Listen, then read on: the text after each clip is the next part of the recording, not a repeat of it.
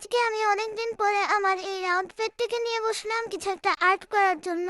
এই পেটটাকে নিয়ে বসার পরে আমি অনেকক্ষণ চিন্তা করলাম যে আমি কি আর্ট করতে পারি। পরে হঠাৎ করে আমি চিন্তা করলাম যে আমি কখনো যেতে পারিনি, কিন্তু আমার খুব ইচ্ছা সেখানে যাওয়ার, এরকম একটা সিনারি আর্ট করি। পরে আমি শুরু করলাম পাহাড় আঁকা, যেহেতু আমার পাহাড় খুব পছন্দ। আর শুধু আমার না, যত প্রকৃতি প্রেমী আছে সবারই পাহাড় খুব পছন্দ।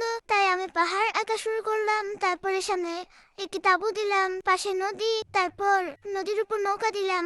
আর আমার কাছে মনে হয় যে সব পেন্টিং এর ক্ষেত্রে ছায়াটা দেওয়া খুবই জরুরি, কারণ ছায়াটা না দিলে পেন্টিংটা পূর্ণতা পায় না। ছায়াটাই হচ্ছে পেন্টিং এর আসল সৌন্দর্য। তারপর গাছটা আঁকলাম, আর এরপরে কয়েকটা মানুষ এঁকে দিয়েছি আমি এখানে, যারা এখানে পিকনিক করতে এসেছে। আর কথা বলতে বলতে আমার পেন্টিংটা এখানে শেষ হয়ে গেল। আর এটা কেমন হয়েছে সেটা আমাকে জানাবেন কমেন্টে। বিদায়।